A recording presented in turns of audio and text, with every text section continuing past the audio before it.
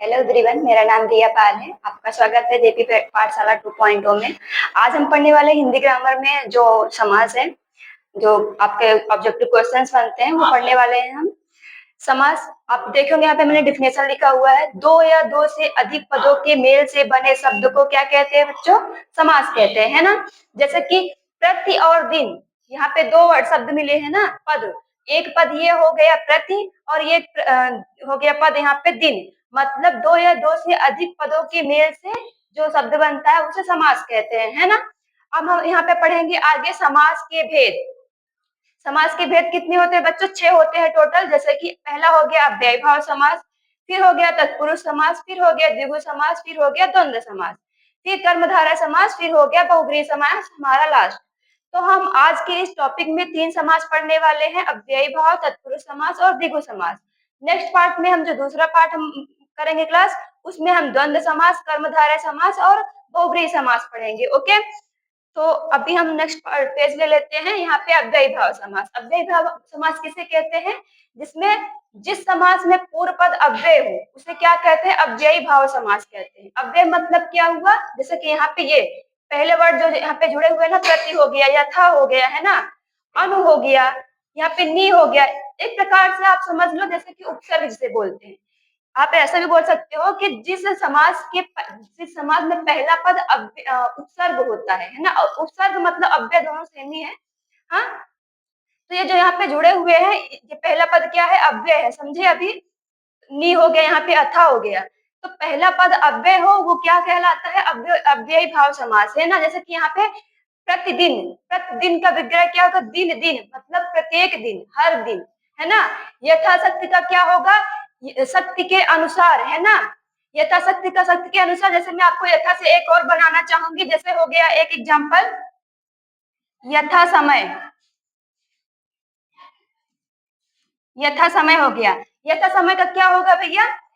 समय के अनुसार। जैसे ये हुआ यथा शक्ति का क्या हुआ? शक्ति के अनुसार। वैसे ये वाला एग्जांपल हुआ यथा समय, समय के अनुसार, है ना। जैसे एक मिनट, हाँ लिखती हूँ। यथा समय, इसका क्या होगा? समास विग्रह क्या होगा? समय के अनुसार, है ना। समय के अनुसार, है ना। और क्या होगा? जैसे कि अनुरूप, क्या हो जाएगा? अनुरूप क्या होगा? रूप के योग्य, है ना। ये क्या हो गया? निडर, बिना डर के।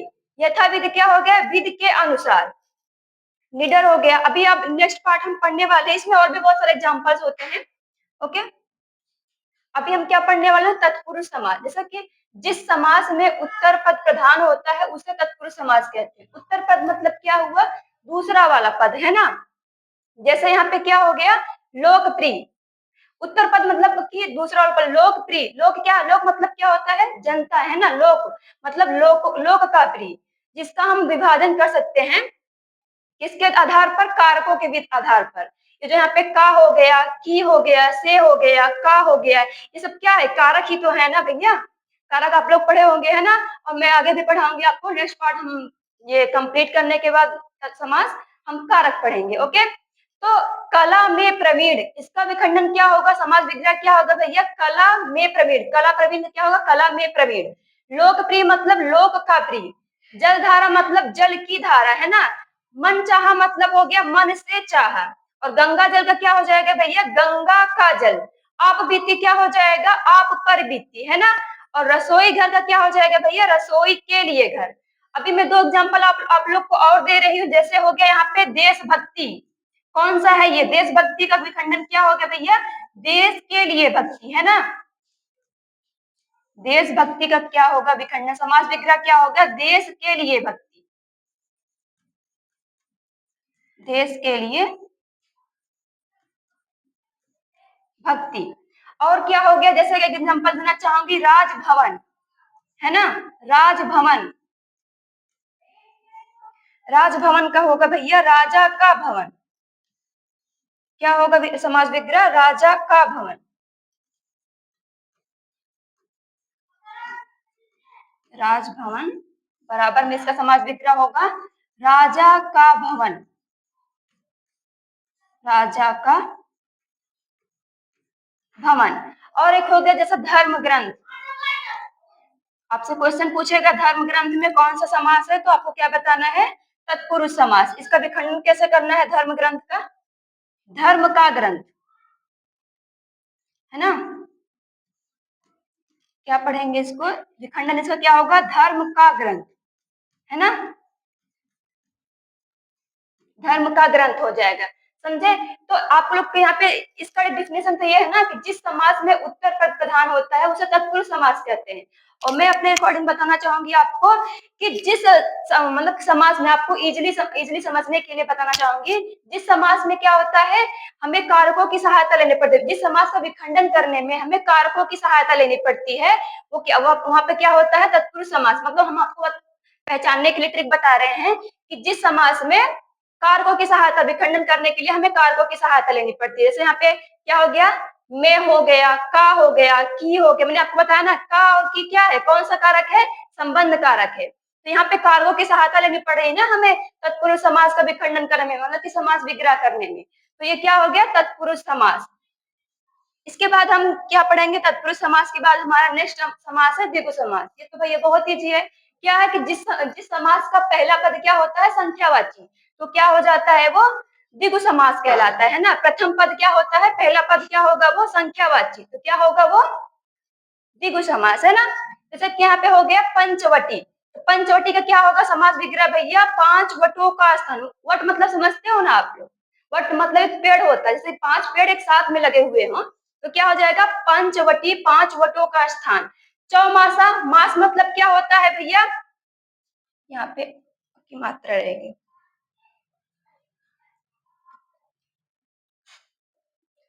चौमासा, है ना, यहाँ पे बड़ा की मात्रा रहेगी।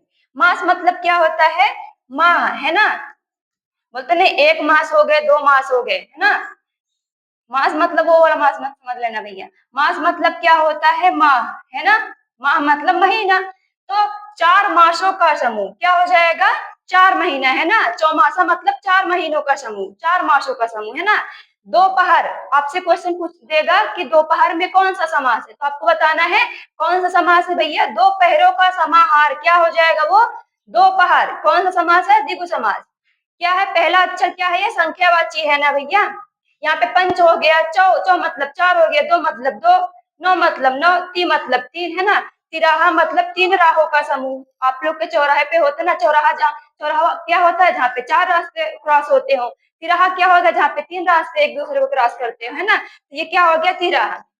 और जैसे मैं आपको बताना चाहूंगी, नवरत्न हो गया, यहाँ पे नवरत्न, नवरत्न का क्या होगा भैया, नवरत्नों का समूह, है ना, नवरत्नों का समूह।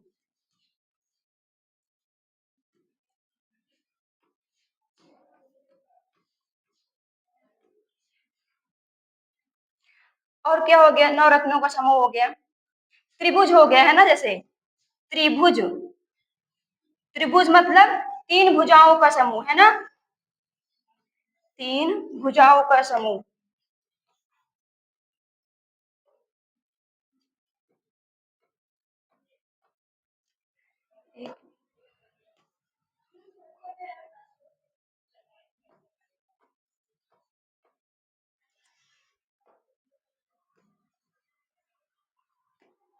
त्रिभुज मतलब तीन भुजाओं का समूह।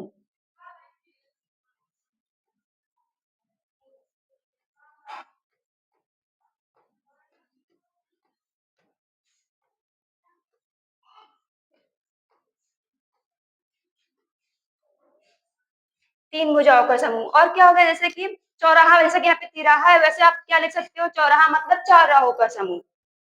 उसके बाद हम नेक्स्ट पढ़ने वाले हैं यहाँ पे समास में द्वंद्व समास। बहुत ही इजी है भैया। जैसे कि जिस समास में दोनों पद प्रधान होते हैं, क्या होता है वो, जिस समास में दोनों पद प्रधान होते हैं,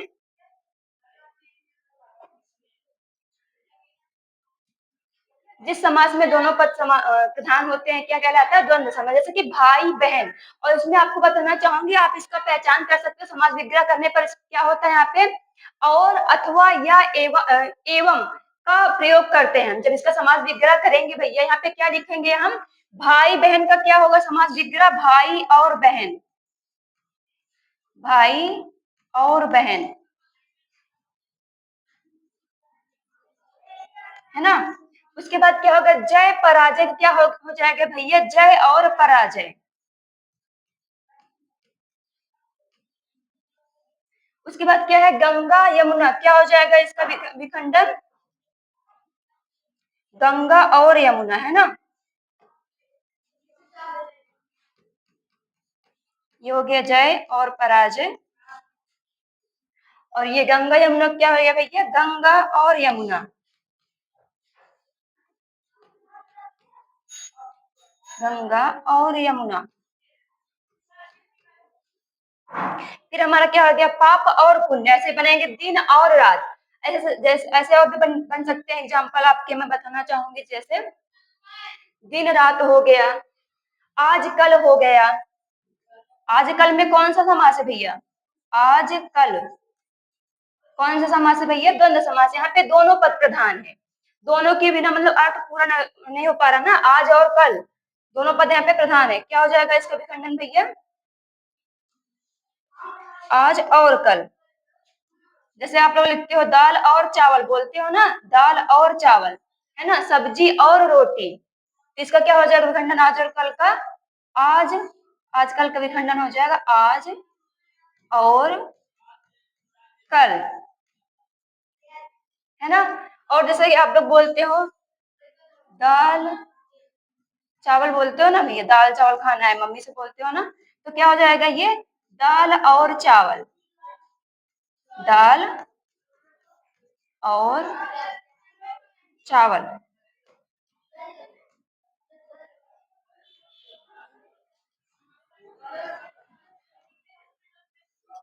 है ना। तो द्वंद्व समास क्या होता है भैया, जिस समास में दोनों पद प्रधान होते हैं वो क्या कहलाता है, द्वंद्व समास। इसका विखंडन करने पे क्या होता है, समास विग्रह करने पे यहाँ पे बीच में क्या करना पड़ता है हमें, और अथवा या एवं जोड़ना पड़ता है ना। तो यहाँ पे मोस्टली क्या होता है, और का ही प्रयोग हो रहा है ना। जैसे कि आप लोग को जैसे कि अभी और कोई, जैसे कि आप लोग ऑप्शन बोलते हैं मुझे दाल या रोटी ही खानी, जैसे सब्जी या चावल आप लोग बोलते हो ना, सब्जी, सब्जी या चावल बोलते हैं ना, मम्मी मम्मी बोलती है ना, सब्जी खाओगे कि दाल, दाल खाओगे, सब्जी या दाल। या का एग्जांपल मैं आपको देना चाहूंगी, जैसे कि यहाँ पे आप लिखोगे, जैसे मम्मी पूछती है बेटा सब्जी खाओगे कि दाल खाओगे, है ना, तो सब्जी या दाल, है ना। तो ऐसे एग्जांपल और भी बनते हैं भैया, अथवा से भी बनते हैं, जैसे कि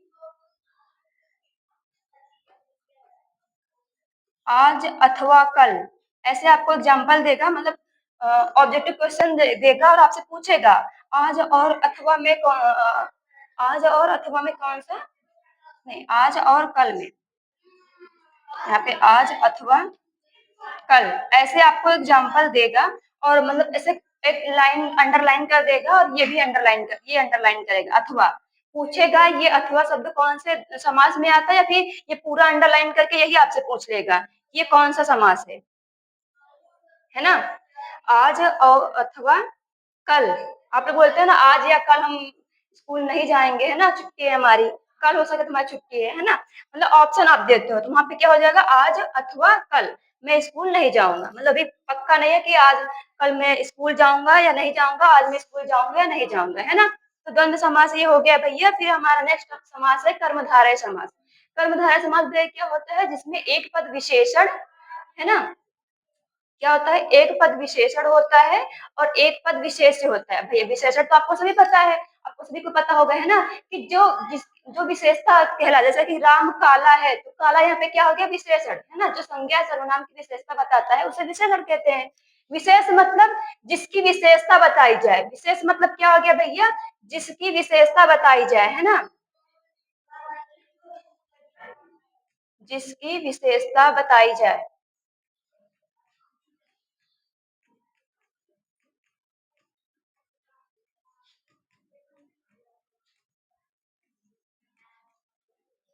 जिसकी विशेषता बताई जाए, है ना, वो क्या कहलाता है भैया, विशेष कहलाता है। विशेषण तो आपको सभी पता है, जो संज्ञा सर्वनाम की विशेषता बता दे, जैसे राम काला है तो काला वहां पे क्या हो गया, विशेषण हो गया। उत्तर पद प्रधान मतलब कि यहाँ पे जो दूसरा पद होता है वो प्रधान होता है ना। जैसे नील गाय, नील, इसका विखंड समास वगैरह कैसे हो गया भैया, नीली है जो गाय, तो नीला क्या हो गया यहाँ पे भैया, विशेषण हो गया ना। और गाय क्या हो गई, किसकी विशेषता बताई जा रही है, गाय की विशेषता बताई जा रही है, तो गाय यहाँ पे क्या हो गई, विशेष हो गई। तो यहाँ पे विशेषण ये हो गया और गाय क्या हो गई, विशेष हो गई, मतलब गाय की विशेषता बताई जा रही है ना। क्या हो जाएगा, नीली है जो गाय, इसका विखंडन यही होता है। ये क्या है, समास विग्रह है। हाँ, जैसे यहाँ पे मैं लिख दे रही हूँ, ये क्या है, समास विग्रह, समास विग्रह। अगर आपको जैसे दे देता है नीलकंठ का समास विग्रह कीजिए, है ना, तो आपको ऐसे करना है। नीलकंठ का क्या होगा, नीला है जो कंठ। और नीलकंठ में आपको बताना चाहूंगी, ये बहुब्रीहि में, बहुब्रीहि समास में भी आता है। जैसे कि यहाँ पे तीसरा नीलकंठ मतलब नीला है कंठ जिसका। अगर आपको क्वेश्चन में आता है दोनों समास, जैसे कर्मधारय नीलकंठ दे दिया, उसमें पूछा आपको यहाँ पे नीलकंठ दिया, जैसे मैं आपको बताना चाह रही हूँ, यहाँ पे नीलकंठ दिया और आपसे यहाँ पे समास पूछेगा कौन सा समास है, अगर आपको ऑप्शन में कर्मधारय, कर्मधारय और बहुब्रीहि दोनों दिया है, तो प्रधानता आपकी होगी बहुब्रीहि को टिक करने की। वैसे तो आपको दोनों ऑप्शन नहीं देगा, दोनों में से कोई एक ही ऑप्शन देगा यहाँ पे, क्योंकि यहाँ पे नीलकंठ का अर्थ क्या निकल रहा है, तीसरा अर्थ निकल रहा है ना, नीलकंठ, नीला है कंठ जिसका, अर्थात भगवान शिव, है ना। लेकिन अगर आपको दोनों दोनों ऑप्शन आ रहा है, तो प्रधानता आपको बहुब्रीहि की देनी है भैया, समझे। अब उसके बाद क्या हो गया, परमानंद, परम है जो आनंद, है ना।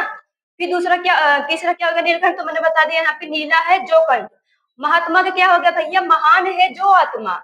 अधपका हो गया, आधा है जो पका, मतलब चावल बनाते हैं ना, कभी कभी भैया आपके मतलब कि बहन चावल बनाती है तो आप बोलते हो भैया कि दीदी आज चावल अधपका है, मतलब कच्चा है, तो अधपका बोलते हो ना। चावल की विशेषता क्या है यहाँ पे, कि वो आधा पका हुआ है ना। तो यहाँ पे अध अध अध मतलब क्या हो गया, आधा, और पका मतलब पका ही नहीं है, अध पका, इसका पूरा अर्थ क्या हो जाएगा, अध पका मतलब कच्चा है चावल, है ना। महादेव का मतलब क्या हो गया, महान है जो देव, यहाँ पे देव होगा, हाँ भैया सॉरी, यहाँ पे देव होगा,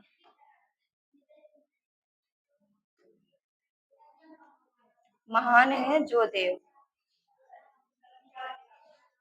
महात्मा का होगा महान है जो आत्मा, यहाँ पे महादेव का होगा महान है जो देव। हाँ, इसको हम रफ कर रहे हैं,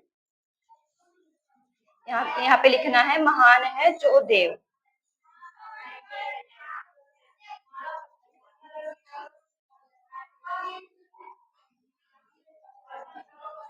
यहाँ पे लिखना है महान है जो देव, है ना, महान है जो देव हो गया। और जैसे आपको बताना चाहूंगी कर्मधारय में चरण कमल, हाँ, जैसे हो गया चरण कमल में आपसे पूछेगा चरण कमल में कौन सा समास है, तो आपको बताना है भैया कर्मधारय। चरण कमल क्या हो गया, यहाँ पे चरण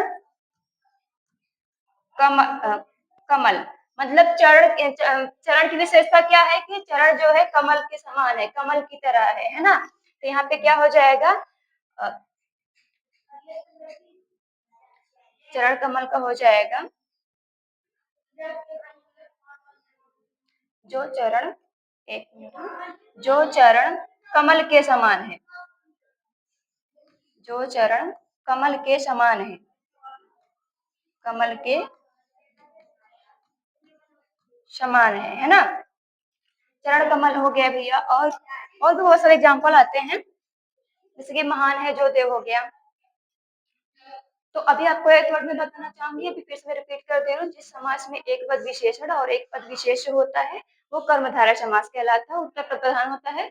विशेषता क्या है यहाँ पे, नीली गाय, गाय की विशेषता क्या है, नीली, तो यहाँ पे विशेषता बताई जा रही है। आपको बहुत मतलब इजी रहेगा पहचानने में, जहाँ पे विशेषण आता है वो क्या होती है, क्या होता है, कर्मधारय समास। एक विशेषण होगा और एक पद क्या होगा, विशेष होगा, है ना। तो ये सब एग्जाम्पल है आपके। अभी क्या है लास्ट वाला, बहुब्रीहि समास, जैसे कि जिस समास का अर्थ क्या होगा, इसका जिस समास का अर्थ किसी तीसरे उस अर्थ की ओर संकेत करता है। मतलब जैसे यहाँ पे पीताम्बर है ना भैया, पीताम्बर, पीताम्बर मतलब इसका समास विग्रह क्या होगा? पीले हैं वस्त्र जिसके। समास विग्रह क्या होगा भैया? पीले हैं वस्त्र जिनके। पीले वस्त्र किसके हैं भैया? श्री कृष्ण जी के। अर्थात यहाँ पे क्या हुआ? श्री कृष्ण जी है ना। यहाँ पे तीसरा अर्थ निकल रहा है ना, श्री कृष्ण जी के वस्त्र जो यहाँ पे पीले हैं। फिर क्या हो गया? दशानन, इसका समास विग्रह क्या हो गया भैया? 10 है आनंद जिसके। 10 है आनंद जिसके। अर्थात क्या हो गया? रावण है ना, रावण के 10 सिर थे ना भैया। फिर क्या हो गया? त्रिलोचन, 3 है लोचन। लोचन मतलब क्या हो गया भैया? यहाँ पे आंख हो गया। त्रिलोचन किसके हैं? शंकर जी के है ना। 3 है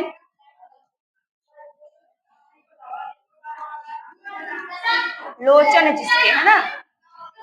3 है लोचन जिनके। अर्थात क्या हो गया? शंकर भगवान है ना।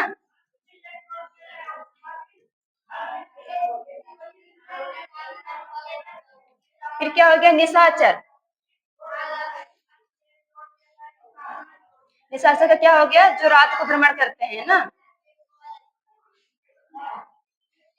रातों में विचरण करने वाला। इसका विग्रह क्या होगा भैया? रातों में विचरण करने वाला। विचरण मतलब घूमने वाला है ना, रातों में विचरण करने वाला। अर्थात क्या हो गया? राक्षस है ना, जो रात में घूमता है कौन होता है? राक्षस करने वाला, रातों में विचरण करने वाला। अर्थात यहाँ पे क्या हो जाएगा? राक्षस। फिर यहाँ पे क्या हो गया? नीलकंठ, मैंने बताया था ना अभी आपको कर्मधारय समास में कि नीलकंठ जो है यहाँ पे विशेषता यहाँ बताई जा रही है। अगर दोनों ऑप्शन आपको आता है कर्मधारय और बहुब्रीहि, तो आपको प्रधानता देनी है बहुब्रीहि समास की। इसका अर्थ यहाँ पे तीसरा क्या निकल रहा है? नीला है कंठ जिनके, क्या हो जाएगा? शंकर भगवान। लंबोदर का क्या होगा भैया? लंबा है उदर जिसका। उदर मतलब क्या होता है भैया? पेट होता है। तो यहाँ पे क्या हो जाएगा? नीला, पहले ये वाला बता दे रही हूँ, नीला है कंठ जिसका। नीला है कंठ जिसका।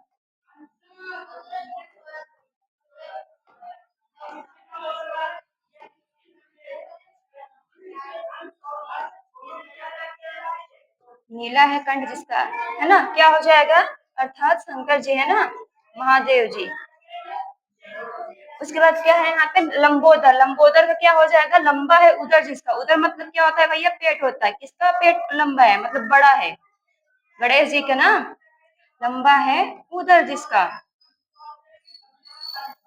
उदर नहीं होता, उदर होता है। हाँ, उदर जिसका,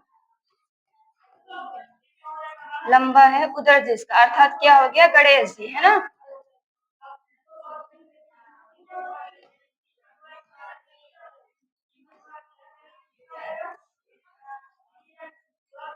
गणेश हो गए।